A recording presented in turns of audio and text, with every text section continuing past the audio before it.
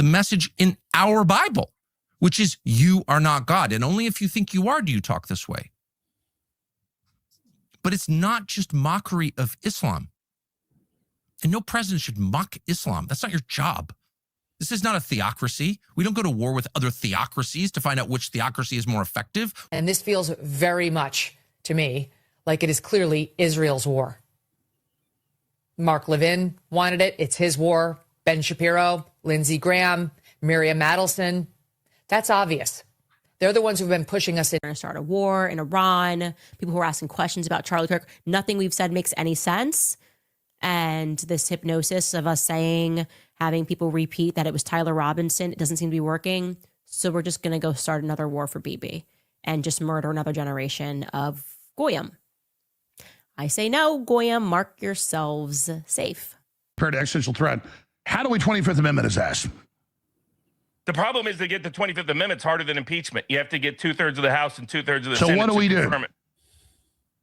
Tackle Trump and pretend, let him pretend he's president and publicly report that he's going through a health issue and Vance take over. It literally needs to be something like that. We need to start with this smoking True Social post because it is pretty extraordinary. So yesterday, April 9th, President Trump fired off a 482-word statement calling out Tucker Carlson, Megyn Kelly, Candace Owens, and Alex Jones by name publicly on his own platform. He didn't hedge. He didn't mince words. He didn't send signals through proxies. He said, and I'm quoting directly here, these people are, quote, nut jobs.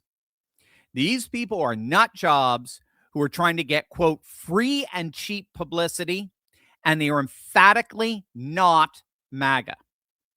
I'll give you a little taste of what he wrote. I'm not going to read the whole thing, but here are just some highlights here. I know why Tucker Carlson, Megyn Kelly, Candace Owens, and Alex Jones have all been fighting me for years, especially by the fact that they think it's wonderful for Iran, the #1 state sponsor of terror, to actually have a nuclear weapon. It's because they all have one thing in common: low IQs. I'm sorry. I just love how he sets it up. You know, you think he's going to give some clear insight or whatever. He's like, yeah, they're just stupid. And he said, literally said, they're stupid people. See, I'm tracking with him. They're stupid people. They know it. Their families know it. Everyone else knows it. Look at their past. Look at their record. They don't have what it takes, and they never did. They've all been thrown off television, lost their shows, and aren't even invited on TV because nobody cares about them. They're nut jobs. They're troublemakers. And they'll say anything necessary for some free and cheap publicity. Now they think they get some clicks because they have third-rate podcasts, but nobody's talking about them. And their views are the opposite of MAGA. And he just goes on and on there. And he actually, he highlighted this. This was interesting quote. Candace Owens, crazy Candace Owens, who accuses the highly respected First Lady of France of being a man when she's not, and will hopefully win lots of money in the ongoing lawsuit. Actually, to me, the First Lady of France is a far more beautiful woman than Candace. In fact, it's not even close. And then he takes on bankrupt Alex Jones, who says some of the dumbest things and lost his entire fortune, as he should have, for his horrendous attack on the families of the Sandy Hook shooting victims, ridiculously claiming it was a hoax. These so-called pundits and losers, and they always will be, they're always blah, blah, blah. And he finishes with, MAGA is about winning and strength in not allowing Iran to have nuclear weapons. MAGA is about making America great again. And these people have no idea how to do that, but I do, because the United States is now the hottest country anywhere in the world. So as you can see, I mean, Trump took a flamethrower to, what should we call it? Should we call them the four horsemen of the podcast world, the podcopolists or whatever? So why did he do this? Well, if you've been living under the rock, you need to know that all four of them, with varying degrees of intensity, are openly opposing this war with Iran. Now, that's fine, okay? The key here is that they're not just opposing the war. Again, that is fine. That would be fine. No one has to agree with everything Trump does. In fact, I was just looking back, I think it was right around this time last year when Trump was actually threatening to send missiles into Russia because they were getting nowhere in the peace deal negotiations with Ukraine.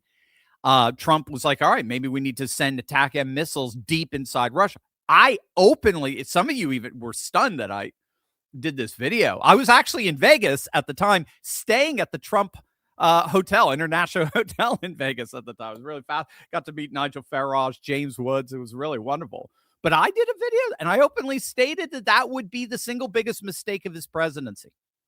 And it would risk collapsing his entire coalition because no one, not a single human on the planet, voted for Trump in the hopes of starting a war with Russia. We voted for him actually to scale back on NATO's escalating confrontation with Russia. I got no problem with disagreements.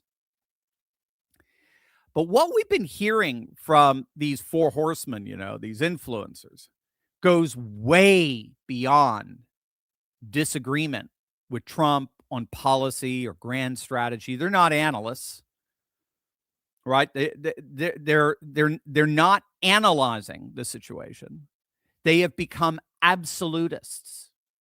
And that's a very, very important distinction to get here, because I'm going to show you how that moral absolutism actually fits into what's really going on here. This isn't merely policy disagreements that are being advocated by these four. They're engaging in something far more, I would argue, insidious. They're not saying, I think this is a strategic mistake. They're not saying, I've got real concerns about exit strategy. They're not saying, here's what I do differently. They're openly saying that Trump is evil in doing this. Disgusting and evil. They're saying his administration is satanic.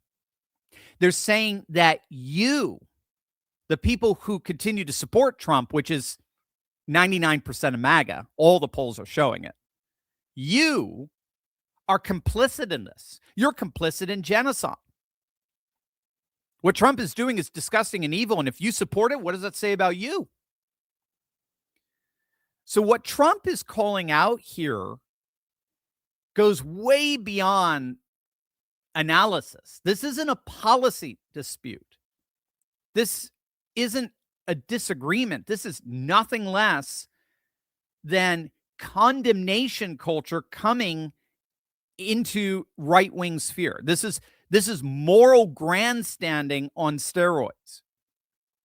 And condemnation culture has a movement connected to it. That movement has a name, and you all know what that name is. When you have this radical absolutist denunciation of a man and his followers and his supporters, I hate to say it, but what is most associated with this broad brush absolutist moral denunciation? What is it? Put it in the put it in the chat. It's called wokeness. That's what it is. You'll note wokeness always begins with moral denunciation. Always. That's key. It's a key characteristic. Wokeness always begins with moral denunciation, and that's why you can't argue with those who are woke. And that's precisely because moral denunciation is not an argument. It's the end of an argument. It's the moment you stop trying to persuade, and now instead you start trying to destroy. It's not about dialogue. It's about denunciation and denigration. Again, the irony that I can't get past in all of this is that when you begin your assessment that an act is disgusting and evil, when you begin with I'm going to have to see. I'm going to have to see the information. I'm going to have to find out what the rationale is before I can comment. No, when you begin with this is disgusting and evil, when that's your opening salvo, that is exactly, and I mean exactly, the epistemological move that defines wokeness. You begin with moral denunciation. And then anyone who tries to argue are themselves tainted with what you're denouncing.